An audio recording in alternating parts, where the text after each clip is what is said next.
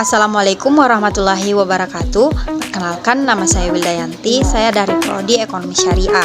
Nah, di video kali ini saya akan menjelaskan atau menjawab soal ulangan tengah semester dari mata kuliah Keuangan Publik Islam.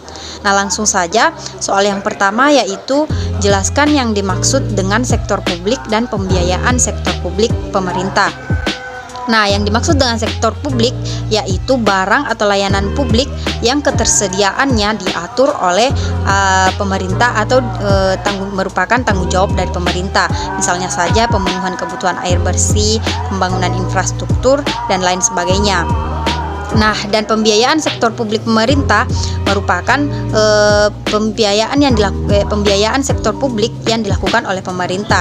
Dalam artian pembiayaan ini merupakan pendapatan yang dihasilkan oleh pemerintah untuk melakukan pembangunan dalam suatu negara.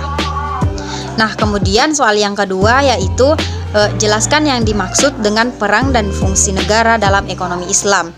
Nah, yang dimaksud dalam hal ini yakni pemerintah, di mana pemerintah memiliki peran untuk menciptakan kesejahteraan masyarakat. Secara ruang lingkup, peranan pemerintah yakni dalam aspek luas yakni mewujudkan tujuan ekonomi Islam dan mewujudkan konsep pasar yang Islami.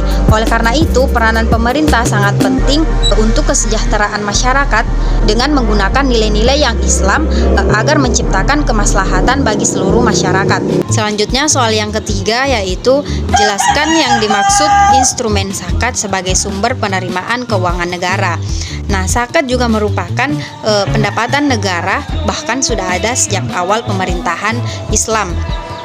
Nah, di mana zakat merupakan harta yang dikeluarkan bagi umat muslim dalam golongan tertentu dan juga waktu tertentu.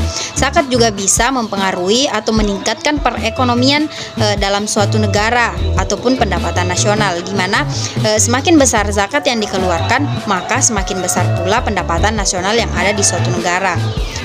Nah, selanjutnya soal yang keempat yaitu jelaskan yang dimaksud dengan instrumen non-zakat sebagai sumber keuangan negara.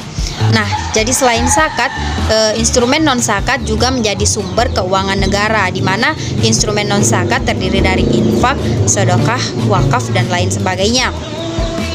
Jadi, infak, sedekah, dan wakaf juga merupakan sumber keuangan negara dan juga mempengaruhi perekonomian dan pendapatan nasional yang ada di suatu negara.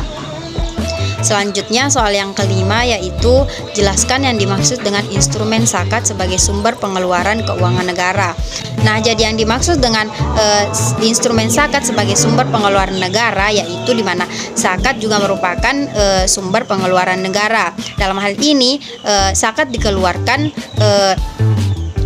sesuai dengan aturan yang telah diatur, yaitu bagi 8 asnaf, yaitu orang-orang fakir, orang-orang miskin, orang yang mengurus zakat, mu'alaf, budak, orang yang berutang, fisabilillah, dan ibnu sabil. Jadi ke-8 asnaf ini diberikan atas zakat tadi. Nah, itulah tadi beberapa penjelasan atau jawaban yang sudah diberikan sebagai ulangan tengah semester mata kuliah Keuangan Publik Islam. Lebih dan kurangnya mohon dimaafkan. Wassalamualaikum warahmatullahi wabarakatuh. Terima kasih.